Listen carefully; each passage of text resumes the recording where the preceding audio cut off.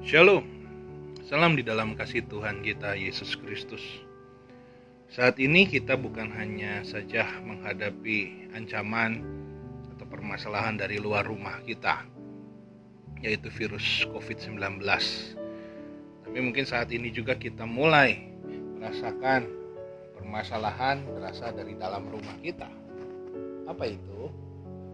Ya, bagaimana kita mulai merasakan persediaan atau tabungan kita semakin menipis, baik tabungan keuangan kita, baik tabungan makanan kita, bahan-bahan ya sembako dan lainnya saat ini semakin menipis.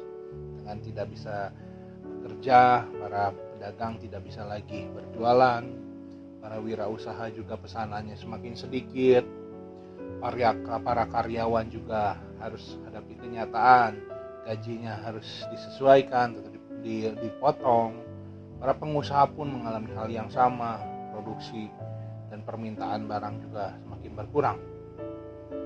Bapak Ibu Saudara, tahukah bahwa hal yang sama pernah terjadi dalam kehidupan para murid-murid, para rasul-rasul?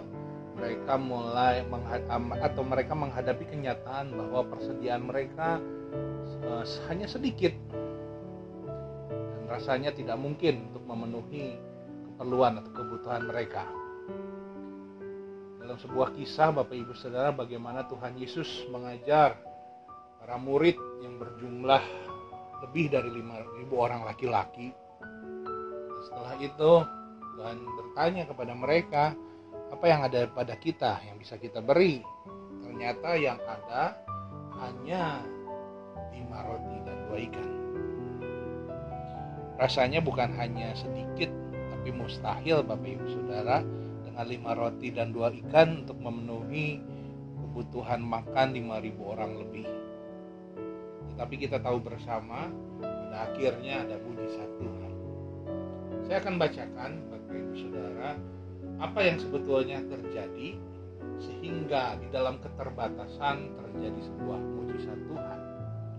Ada 2 hal yang harus kita mengerti Bapak Ibu Saudara. Saya akan bacakan di dalam Injil Markus pasal yang ke-6 ayat yang ke-35.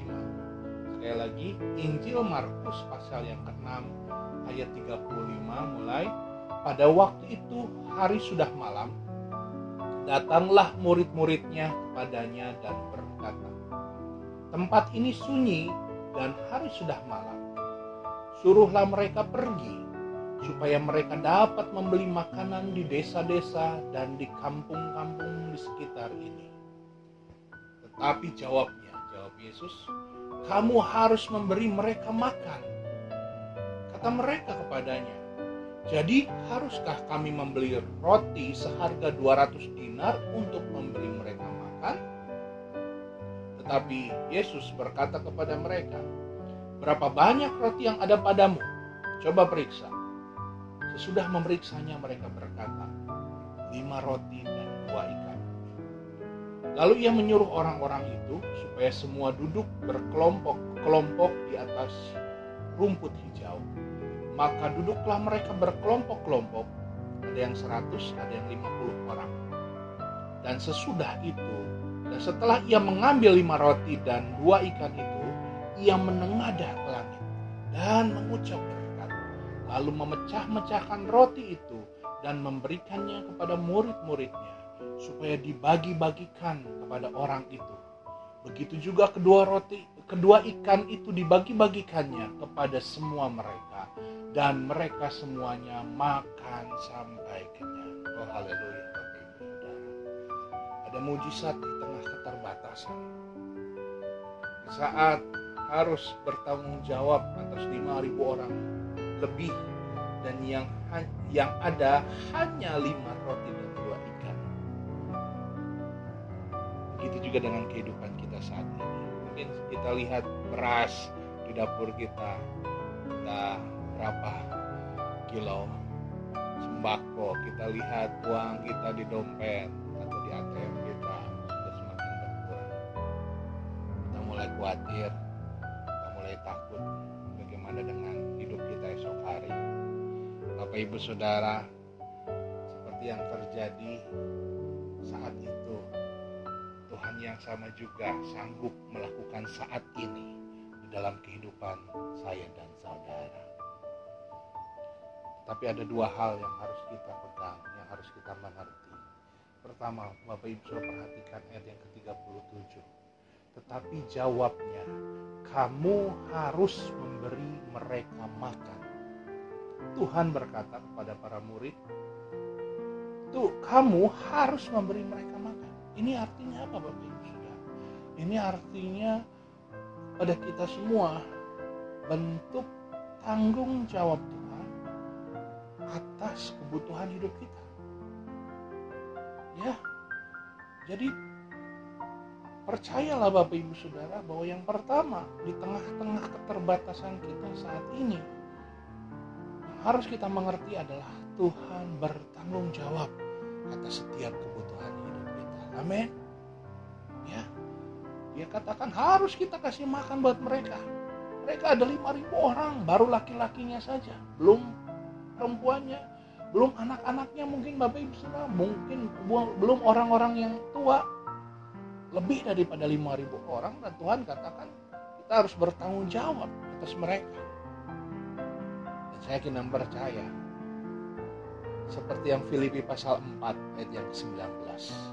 Filipi 4 ayat 19 mengatakan, Allahku akan memenuhi segala keperluanmu menurut kekayaan dan kemuliaannya dalam Kristus Yesus. Amin.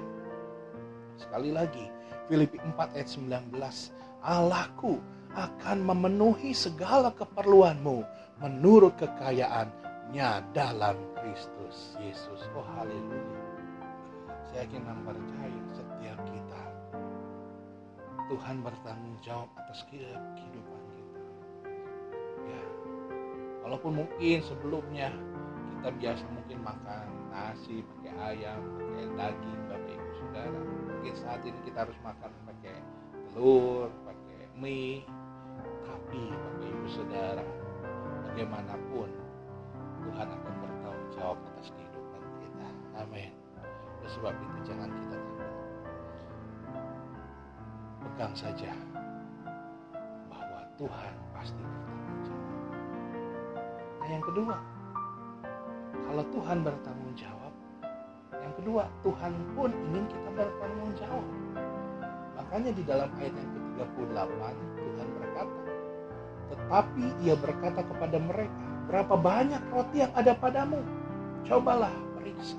Nah Bapak Ibu Saudara, bagaimanapun Tuhan tidak ingin kita hanya berpangku tangan, hanya diam saja, hanya pasrah dengan dengan sikap yang tidak benar Bapak Ibu Saudara. Tetapi Tuhan tidak ingin kita pasrah, melainkan kita berserah. Nah berserah ini apa? Artinya menyerahkan apa yang kita miliki pada Tuhan. Kita percayakan apa yang mungkin saat ini kita miliki. Pak, saya udah gak punya apa-apa, ya kan? Tapi kita masih punya waktu, kita masih punya tenaga, kita masih punya mulut untuk bisa berbicara. Itu yang kita bisa persembahkan kepada Tuhan. Maksudnya apa? Coba kita lihat di dalam Ibrani pasal yang ke-5 ayat yang ke-7. Ibrani 5 ayat yang ke-7. Dalam hidupnya sebagai manusia, Ia telah mempersembahkan doa dan permohonan dengan ratap tangis dan keluhan kepada Dia. Perhatikan Bapak Ibu Saudara, kata-kata pertama, dalam hidupnya sebagai manusia. Saat Yesus jadi manusia, ayat ini menekankan kepada kita bahwa ketika Yesus sebagai manusia, Dia melakukan hal ini. Yaitu apa? Dia mempersembahkan doa dan permohonan. Karena Yesus sebagai manusia Dia bisa lakukan, artinya kita pun manusia dituntut untuk bisa melakukan hal ini. Hal apa? Kita mempersembahkan doa dan permohonan kita dengan sungguh-sungguh. Ini adalah bagian tanggung jawab kita. Yang pertama tuh kita harus percaya bahwa pasti Tuhan bertanggung jawab atas kebutuhan hidup kita. Tetapi yang kedua Bapak Ibu Saudara, Tuhan ingin kita mempersembahkan hidup kita, apa yang kita miliki. Kalau kita masih bisa berdoa, harus bisa memohon, bisa menangis kepada Tuhan. Berdoalah, memohonlah dengan sungguh-sungguh. supaya Tuhan melihat kesungguhan hati kita. Dan saya kira percaya seperti firman Tuhan katakan, masih Ibrani 5 ayat yang ke-7 tadi. Dan karena kesalehannya ia telah dibenarkan. Oh haleluya Bapak Ibu Saudara. Kalau kita bertanggung jawab atas hidup kita kepada Tuhan, menggunakan waktu-waktu yang ada ini bukan dengan meratapi nasib, bukan dengan mengasihani diri, tetapi kita berdoa sungguh-sungguh kepada Tuhan, menangis pada Tuhan, maka Tuhan akan mendengarkan setiap permohonan doa kita. Setiap keterbatasan kita, Tuhan jadikan kelimpahan dalam kuasa mujizat-Nya. Renungkan ini. Tuhan Yesus memberkati.